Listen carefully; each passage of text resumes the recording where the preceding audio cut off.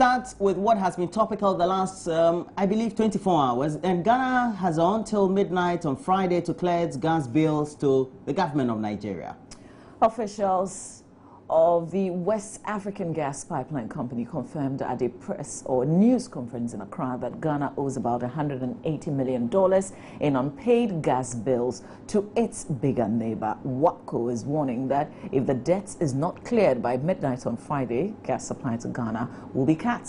And as we told you earlier this week, that could lead to a worsening of the energy crisis here in our country. Since August 2014, VRA has received natural gas and pipeline-related transportation services totaling $231 million through the West African Gas Pipeline, otherwise known as the WAGP.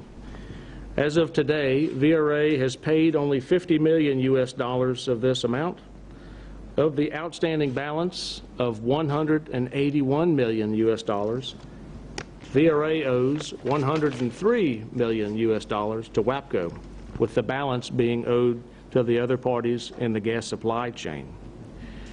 Ladies and gentlemen, WAPCO has regularly engaged VRA, the Ghana Public Utilities and Regulatory Commission, the PERC, the relevant ministries, and even the highest levels of government to find a solution to the situation before it reached crisis level.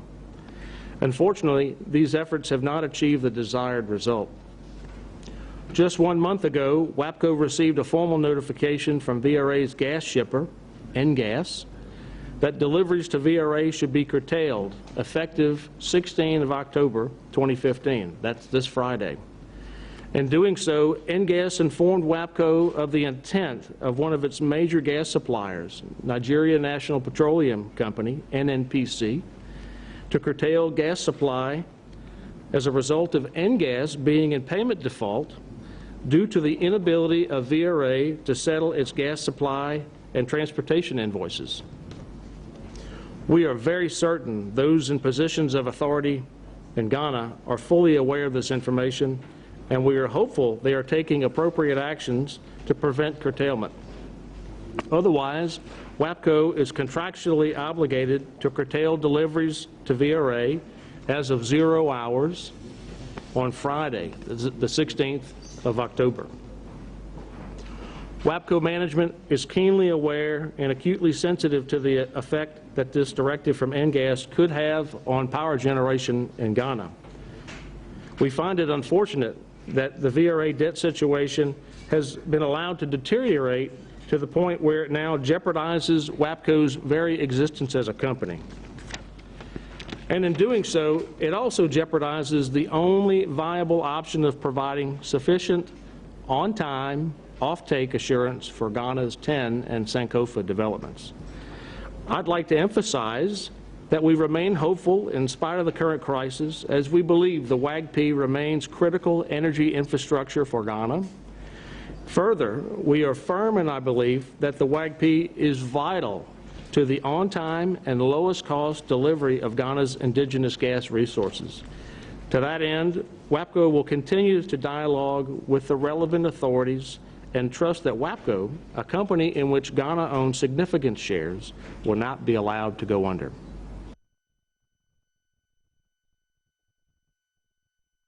Just days after the official inauguration of Accra's newest edifice, the new court complex, lawyers and their clients are still having a tough time finding their way around the edifice. The new facility, officially opened by the president on Monday, has 43 courtrooms in the building that has more than 300 rooms. Identifying the courtroom one's case will be heard, both lawyers and clients say is, for the moment, a rather complicated exercise with implications for how your case is decided.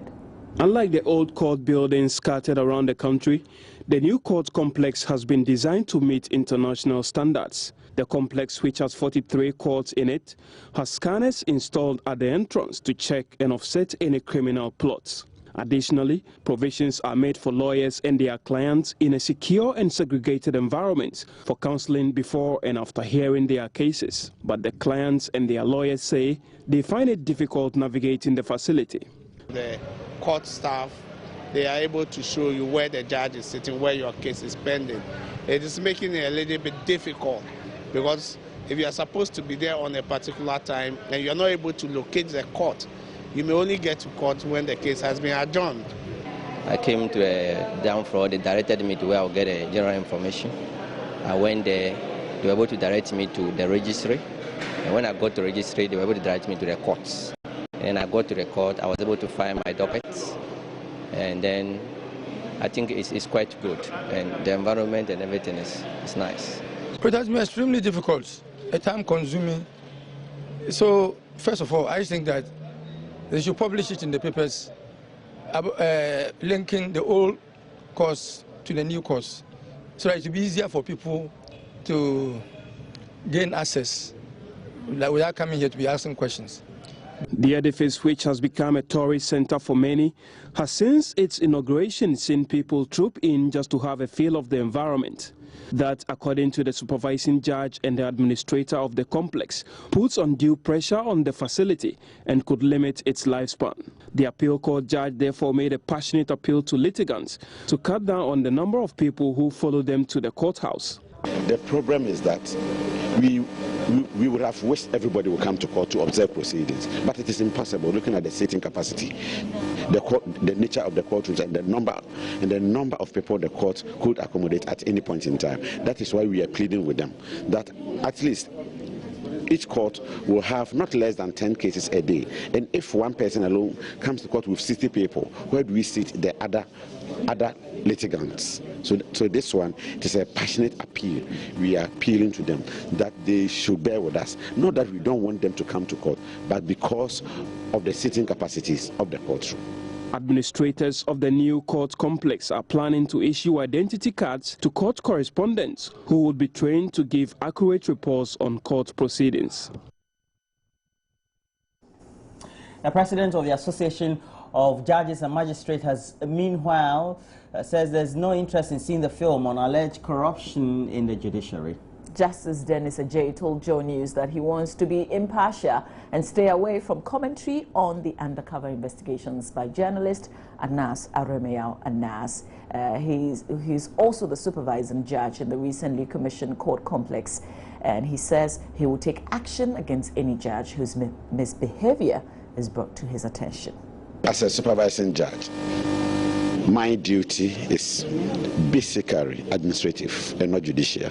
So if I see that something is going on which is wrong, I may call my colleague and inquire from him. If it is beyond me, it's just a matter of reporting to the appropriate headquarters, that is the Chief Justice, who is the overall boss. Really, it has to do with the judicial scandal. As a high court judge and appeal court judge as well, how do you feel about this whole scandal that has rocked the judiciary? You know, until the investigation is done and decisions are taken, I am the president for judges in Ghana. I cannot take any side. I have to be neutral and ensure that proper investigations are done and decisions are taken before I can make any comment. That is why, from the onset, as president for Judges Association, I haven't made any comment, and I'm not going to make any comment until the investigations are fully done and decisions are taken. But were you surprised when you saw the video? I haven't seen it, and I don't want to see it. Why? Because the public were even interested and they've seen it. As the president of these judges you just mentioned, why are you not interested in seeing the video? I will see it at the appropriate time, but not now. Don't you think it's been long overdue? Oh, no, I don't think so. We now turn our attention to Labour and the Fair Wages and Salaries Commission. They've concluded negotiations with the various teacher unions and associations on the outstanding arrears and expired conditions of service. The outcome of the talks was announced in Accra on Wednesday afternoon to cheers and smiles from all parties involved. The teacher unions over the past weeks have been demanding payment of incremental arrears, transfer grants, transport and other outstanding arrears.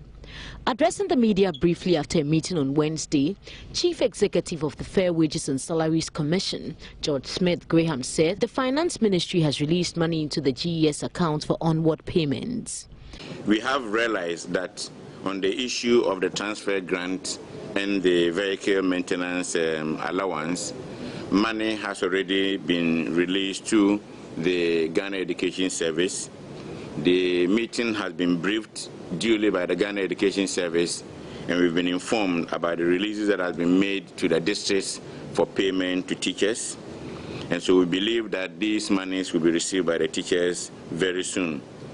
We also realize that the conditions of service, the documents that we requested for from the teacher unions have also been given to us. And so very soon, the Fair Wage and Salaries Commission will put together a team made up of the management of Ghana Education Service, the Ministry of Finance and the Ministry of Employment and Labor Relations, and we will begin engaging the teacher unions on their conditions of service, especially now that the categories 2 and 3 allowances have been negotiated. The teacher groups, who seemed satisfied with the outcome of negotiations, formally announced the withdrawal of their threat to go on strike.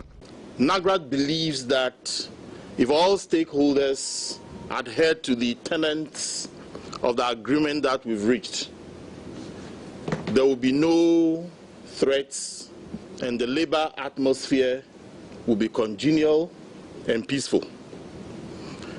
Having accepted the conditions that we set for ourselves and the roadmap that we've agreed to work with, NAGRAT want to announce to the general public and its members that NAGRAT has decided to call off the intended industrial action today. Based on the decisions we have taken, we as a union will not shield any teacher who will do something untoward to bring the name of the union and the teacher profession into muddy. And that, on that note, we would like to state that we have suspended the intended strike action and that we will continue to work with all the stakeholders. Meanwhile, the Fair Wages and Salaries Commission is rolling out a new validation program for teachers across the country. Teachers have up until October 23 to submit their data to the Education Ministry or have their names deleted from the payroll system. Matilda Pamagan for Joy News, Accra. The minority in Parliament is raising issues with what it says is government failure to disclose its massive default in the payment of social security contributions of workers on government payroll. The minority at a news conference on Wednesday stated that government, as at December last year, owed 914 million cedis in contributions due the Social Security and National Insurance Trusts, and that Parliament should have been notified about that indebtedness. The minority said they only got to know about the matter through documents made available by the IMF on Ghana's extended credit agreements. They insist the decision by government to defer payment of the arrears owed SNIT should have been brought to Parliament for discussion. When they met the IMF, they discussed with the IMF that the external borrowing ceiling be raised from 1 billion, which we had approved here, to 2.5. But they are not prepared to bring same to us, the people's representatives. So we don't know, but they go to the fund and then discuss with them that give us the space, as though the fund are the taxpayers of this country. The first time Ghana did an Eurobond issue was 2007 under President Kufuor. Before you go into the international capital market, you make sure that your macro fundamentals are strong. Now, these international credit rating agencies, Standard & Poor's, Fitch, we pay them for them to come and give us a rating. Now, the ratings span from A3, A2, A1, B3, B2, B1, C3, and D. So at the time when we went into the market, we had a rating of B3, 2007, which was pretty good. You call it a very good rating.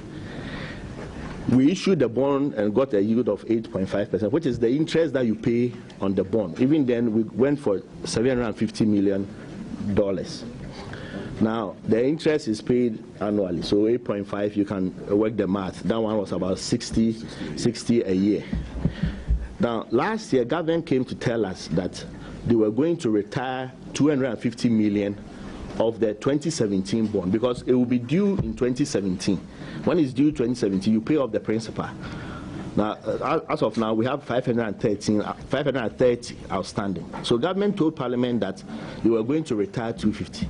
They didn't do that. So that addresses your concern. And when they came this time around, I asked the minister. He said that conditions there, they were going to pay a higher yield in retiring that bond. And so that's why they didn't do the retiring of that bond. Now this year's, you recall that I mentioned the uses to which they were going to put the bond. They said they were going to use 530 to refinance the 2017, because in 2017, I don't think Ghana will have 530 million to pay off the bond after an election. So it is good management to try and retire the bond right now. So that was why they raised the initial limit from 1 billion to 1.5. So now that they didn't go for all of the 1.5 and they went for 1 billion, government would have to tell us. So we asked those questions that, now are you still going to retire the 2017 or not? Because you have reduced the offer from 1.5 to 1 billion. They would have to tell us. Now, we approve these loans, but that's how far we go to a large extent. Now, when you have approved and the minister goes, he takes the monies and pays some contractors or some arrears elsewhere, he is not doing what we asked of him from Parliament. And we have to hold him here for him to explain. So now he has to come and tell us this 1 billion, instead of the approved 1.5, what are you going to use it for? And then it's our responsibility to ensure that indeed government does as they have promised. So I agree with you that in the past, I recall 2013, the bond issue, they listed a number of roads that they were going to do. They didn't even do it. They even said they were going to provide offices for MPs. They haven't done that. And every year we detail these ones out. So it is good governance for you to do what you tell the Ghanaian people you are going to do with our borrowings. And as you might be aware, we are almost hitting 100 billion Ghana cedis in debt. And these have to be repaid. This $107.5 million every year on this bond alone. Then there's the 2026 issue, the 2023, this 2017, amongst other debts that we owe. That's what is crippling the economy, because these ones you can't default. When you default on paying these ones, then Ghana is now Greece. Then we are in trouble. President John Dramani Mahama has been vetted by the National Executive Council of the ruling NDC at the party's headquarters here at Adabraka in Accra. The president is vying to be the presidential candidate of the NDC. He has no challenger in the primaries scheduled for the 7th of next month. He has been given the all clear to campaign for votes in the November 7 presidential and parliamentary elections. Here's our colleague Derek Ecclesam with more. The president was greeted with cheers by teeming supporters of his party upon his exit from the vetting room. President Mahama's vetting session lasted for nearly 30 minutes. NDC General Secretary Johnson Asiedu Nketia announced the results of the president's vetting. In the case of the presidential elections, today we had the opportunity to also vet the sole candidate, President John Dramani Mahama, and he was found to be qualified to contest. So he is now free to engage in his campaigning, and at the end of the voting, he's expected to make more than 50% of the votes to qualify as the candidate. The president has between now and November 6 to canvass for votes from the party's delegates. In spite of being the only candidate, the NDC's rules stipulate the president needs 50% plus 1 of the total votes cast to be declared presidential candidate of the National Democratic Congress. But has he done enough to merit a second term? Deputy Communications Director of the party, Fred Agbanyo, is confident the president will receive a resounding endorsement from the party. We are very confident in ourselves. We've been going around the whole country and looking at the job that he's done, the area of infrastructure, health infrastructure, educational infrastructure, road infrastructure. We think that he's done so well, and the people of this country appreciate the fact that within 2.5 years, within 4 years, he cannot finish all the things he wants to do, and therefore they're going to renew his mandate for him to qualify to 2021. In the unlikely event that the primaries, he loses, though he's unopposed, he doesn't get the required votes to sail through, what happens? Well, if on the unlikely event that he goes and he loses, I don't see how that will happen anyway. But should that happen, what it means that you have to open the nomination again and call for fresh application of fresh people to come and pick the nomination form and go to the process again. Well, he's crossed the first of 3 hurdles. What remains to be seen is whether party delegates and Ghanaians would give him the nod for a second term. For Joy News, Derek Akwalsam. Former President Jerry John Rawlings appears to have thrown his weight behind those campaigning for the compilation of a new voters register for the next election in 2016. In a rare display of support for what has effectively been an opposition campaign, the former president met on Wednesday with a pressure group leading demands for a new voters register. Mr. Rawlings told leaders of the Let My Vote Count Alliance at his residence here in Accra that if a new voters register would contribute to credible and peaceful polls, then a new electoral roll must be compiled. To minimize the stressfulness into 2016, like some of them are saying, like what we've read, everything possible must be done to ensure a very credible electoral process. If this means that we listen to what some of the elders are saying, I've always said that it's an unfortunate thing to abuse the sanctity of the right of choice. And the only way we can really contain and prevent, things from getting out of hand is to ensure that the electoral process and that register are as credible as possible. It's also important that we all speak to our supporters to exercise some patience as they send to hear what the Electoral Commissioner. I'm glad the President's statement has been repeated. They've also expressed the same concern. I hope what I'm saying will also be taken into account. We'll see how that goes. And we know that this is going to dominate the subject, especially once it's coming from a former president and a former first lady, we should expect. But elsewhere in the United States of America, former basketball star Odom Lamar, who one time was the husband of one of the Kardashians, Chloe, is facing life critically in a terrible condition after taking an overdose of herbal medication.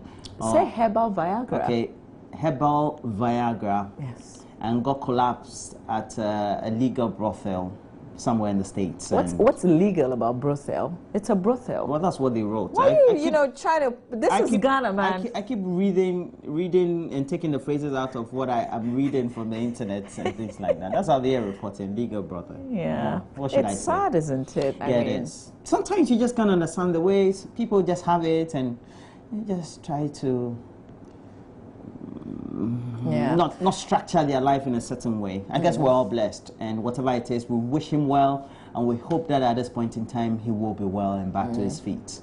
The Kardashians have a reality TV show.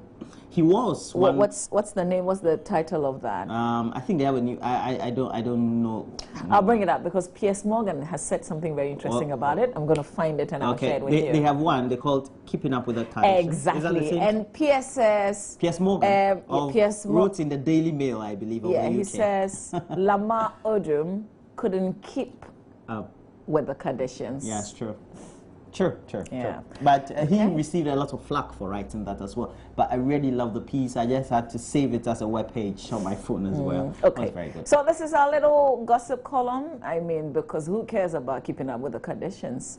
But stay with us. We've got a lot more to share with you. We'll come back and tell you what's trending, what other news portals are reporting, as well as the headlines as captured by myjoyonline.com. No. Stay on. We're keeping up with you. So.